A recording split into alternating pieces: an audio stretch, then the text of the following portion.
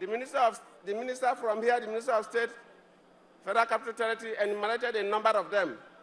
So I wouldn't want to bore your ears by going on our projects, because the federal government projects are so many. Under what we call the MDGs, the Millennium Development Goals alone, we have done so many projects that I cannot enumerate them. Under the third fund, the Tertiary Education Fund, we have spent over 10 billion in intervening in tertiary institutions in Oyo State alone, federal and state. We have done a number of projects under the Universal Basic Education in this state. The Petroleum Technology Development Fund has trained so many people. I've asked them to give us a comprehensive list so you know some young ladies, some young men as pilots and other technical areas. These are areas people don't even know what we are doing under the Petroleum Technology Development Fund. One of the first female helicopter pilots is from one of the southwest states. I'll mention her name when I get to that state. We have a number of power projects that I don't need to mention because the power projects are quite so many, the substations and so on. But it's good to mention one or two of the major projects. You will agree with me that the train line, the narrow gauge, taken from Ibadan to Lagos to Kano, has been completed, and people are traveling from Ibadan to Lagos. And we know that Ibadan-Lagos is critical, so we are working very hard to complete the standard gauge line for fast movement of people through the rail from Ibadan to Lagos. Of course, the minister mentioned the Lagos-Ibadan Expressway. I don't need to emphasize because you know that is going on. The Ibadan-Oyo-Ilorin road that is going on, the Shagamu road that cut across Oyo State. All this, you are upgrading the UPTS, the University of Ibadan Teaching Hospital, and so on and so forth. And of course, the people in agriculture will know that the cocoa house was built because of what the Southwest benefited from cocoa. After some time, government was no longer encouraging the planting of cocoa and cassava. And our great farmers from the Southwest that trained their children in Oxford with their cocoa efforts of planting cocoa and so on, couldn't even afford to send their children in secondary schools. But we said, no, this must change. Cocoa must come back. We have now tripled the volume of cocoa we are producing in this country. Because of agricultural transformation, we are improving on the cassava. We have tripled. We are now the biggest producers of cassava because we know that these are the only areas where we will put money and encourage so that our farmers will go back to the status of the great farmers from the Southwest in those days. Cocoa is now going on, cassava farming is now going on, and we use the agricultural transformation to make sure that we transform our rural areas. And we're even talking about agricultural value chain. So when we talk about agriculture now, we are not just talking about rural areas, but even in the cities, because we're encouraging young graduates to go into commercial farming, where you become the future billionaires, millionaires and billionaires. And we are doing very well in this direction. Presently, we have over 1 million people from the Southwest that have benefited from the various interventions in the agricultural programs. You can interview them yourself, and they will tell you that this is the only government since after the Awolowo days that has shown the greatest commitment in transforming agriculture. And I stand to be challenged. I say that since after the Awolowo days, this is the first government that has really committed a lot of effort, not just playing games, not just talking, but total commitment in terms of transformation of agriculture. If there are others, they should tell us what they have done. We will assess.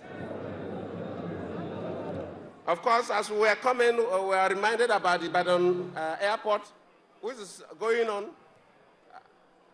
There's a request from the Olu Ibadan that we should make Ibadan airport an international airport. Let us first complete the renovation. Then government will take the adequate decision because the population in Ibadan is great. Ibadan is a city that can rightly get an international airport.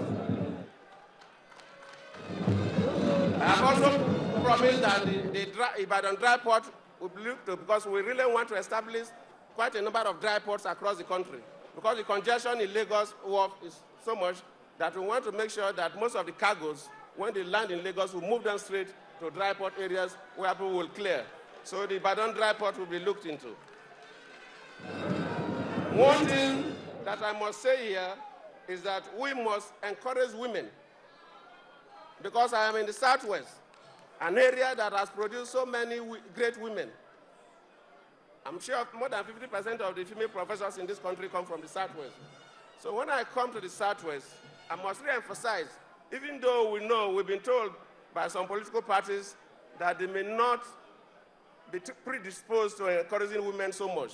They say, well, they are going to ban the office of the First Lady, they are going to ban the office of the governor's wife, they are going to ban the office of the local government chairman's wife, they are going to ban the Defense Officers' Wife Association, they are going to ban the Army Officers' Wife Association, they are going to ban the Naval Officers' Wife Association, they are going to ban the Air Force Officers' Wife Association, they are going to ban the Police Officers' Wife Association. But me, having served as a deputy governor of this great country, having served as a governor, having served as a vice president, and now serving as a president, I can tell you that these offices are helping to mobilize our women. And these offices are encouraged to have NGOs. The monies they spend are not coming from government budgets. The monies they spend are not coming from government budgets. They run NGOs. Nigerians who have a lot of philanthropies that want to spend money, but they don't know the channels to use because they are very busy. So they use some of these channels to empower our women. How can one say that we will not empower our women?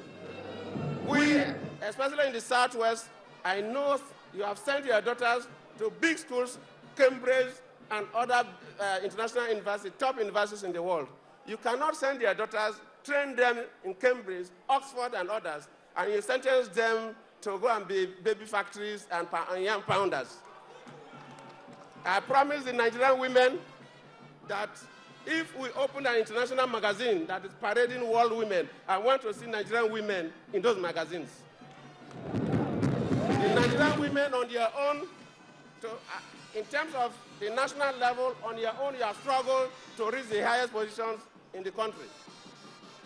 But government must, with deliberate effort, try to put you on the international limelight.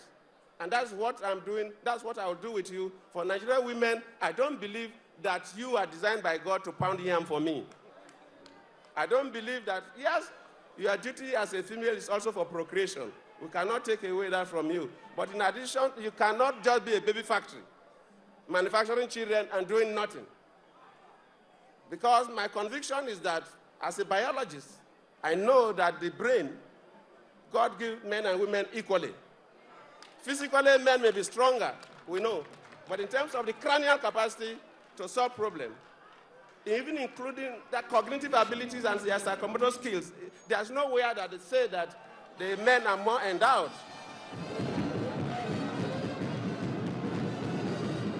So I always believe that any human population that does not give opportunities to women, you are not exploiting 50% of your brains.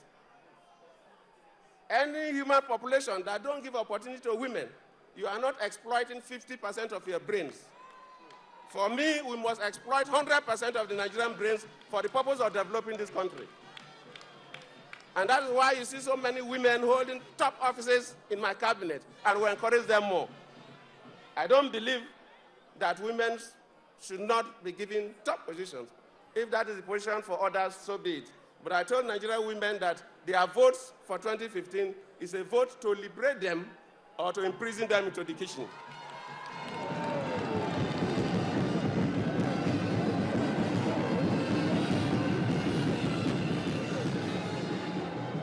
I did mention at the beginning that when you come to the Southwest, you know the days of Nadeko. My conviction is that some of those Nadeko actors, probably they were hypocrites.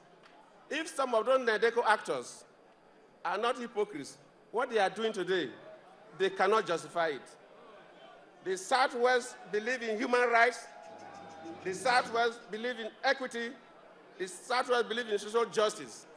No Southwesterner will want a situation where somebody without going through proper trial will be jailed for 300 years and above.